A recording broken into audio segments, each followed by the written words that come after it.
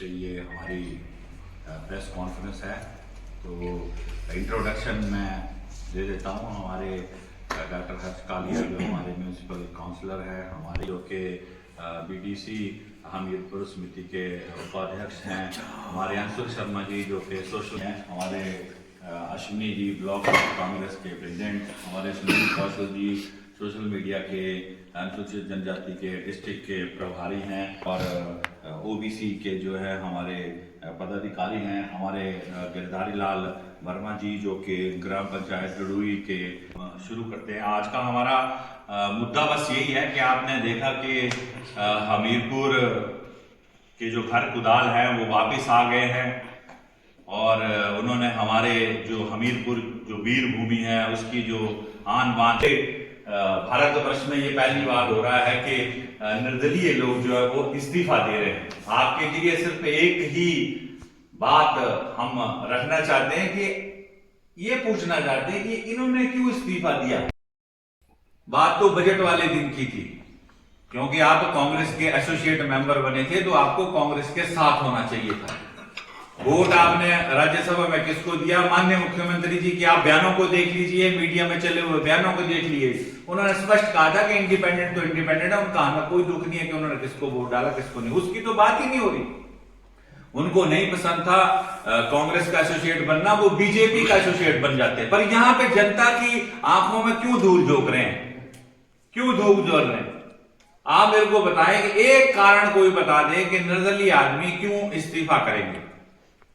उनको कांग्रेस पसंद नहीं है, आप बीजेपी का एसोसिएट बन जाइए।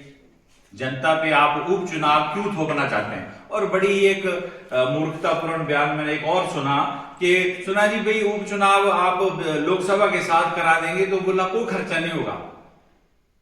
ये तो हालत है उनकी है, कोई खर्चा नहीं होगा। क्या आपको लगता है कि कोई खर्चा नहीं होगा?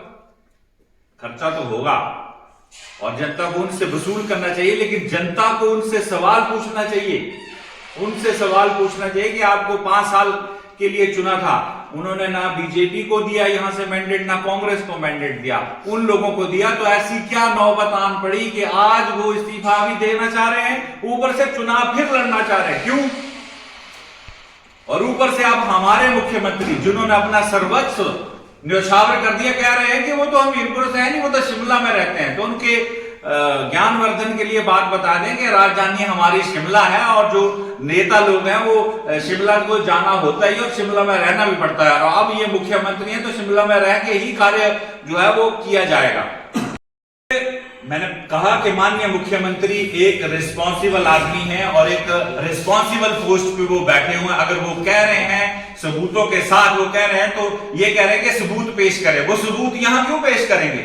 आपने अब कोर्ट में मुकदमा किया है तो कोर्ट में सबूत भी पेश हो जाएंगे, कोर्ट में सबूत पेश होते हैं। और दूसरा, इनकी इस करतूत की वजह से, इन भगोड़ों की करतूत की वजह से मानहानि तो हमारी देवभूमि की हुई है। आज हर व्यक्ति देवभूमि का लज्जित महसूस कर रहा है। मुझे खुद मेरे जितने भी जो मेरे सहपाठी थे, मेरे दोस्त जो दूसरे प्रदेशों के थे, यूपी, बिहार, महाराष्ट्र, वो मुझे फोन कर रहे हैं कि तुम तो कहते थे कि यहाँ कुछ नहीं होता, ऐसा लेन देन ऐसा कुछ नहीं होता, यहाँ नहीं सरकारें ऐसे दिखती। आज बोला आपके जो 9 विधायक हैं वो 1.5 महीने से वहां होटलों में बैठे हैं, और होटलों का बिल कौन भर रहा है? आपके सामने है। किसने होटलों का इनका बिल भरा, किसने चौपड़ों का बिल भरा? आज आपके सामने।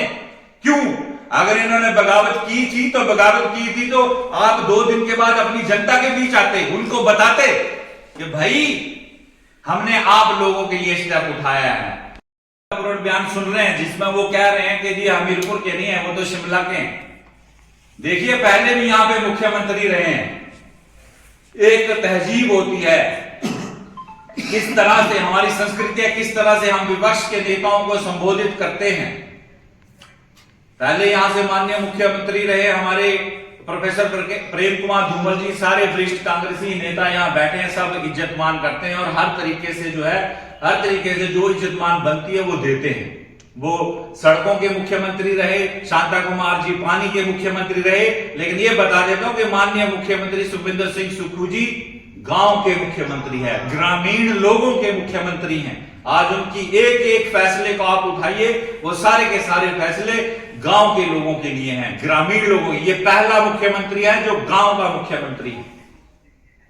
और रही विकास कार्यों की बात, तो मैं सुन रहा था कि कह रहे थे जी हमीरपुर के तो विकास कार्य ही बंद थे। मुझे 8-8 महीने से मिलने का समय नहीं दिया जा रहा था, यही कहा ना निर्दलीय विधायक ने। तो आपको याद दिला दूं कि 4 महीने पहले यहीं आए थे ना, गांधी चौक पे आए थे, आपदा के 12 करोड़ रुपए दिए थे, 12 करोड़ रुपए। उस समय आपको मालूम है कौन उनके साथ थे, कौन कौन उनके साथ थे? आपको क्या लगता है कौन सा मिलने का समय मिलना चाहिए? राज्यसभा के इलेक्शनों से पहले वो 3 दिन दिन रात, सुबह ब्रेकफास्ट माननीय मुख्यमंत्री जी के साथ, रात को डिनर मुख्यमंत्री जी के साथ, और कितना समय चाहिए? कोई जपियां थोड़ी डालनी है वहां पे, कोई जपियां थोड़ी ना डालनी है। हमने जो कार्य, विकास के कार्य हमने भी करवाए हैं माननीय मुख्यमंत्री जी से।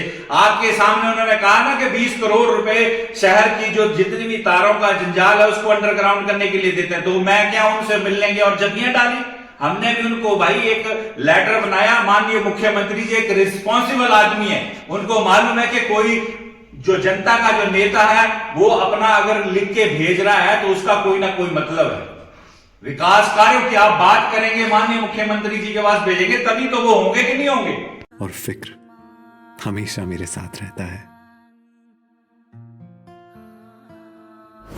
भूषण ज्वेलर्स, अनमोल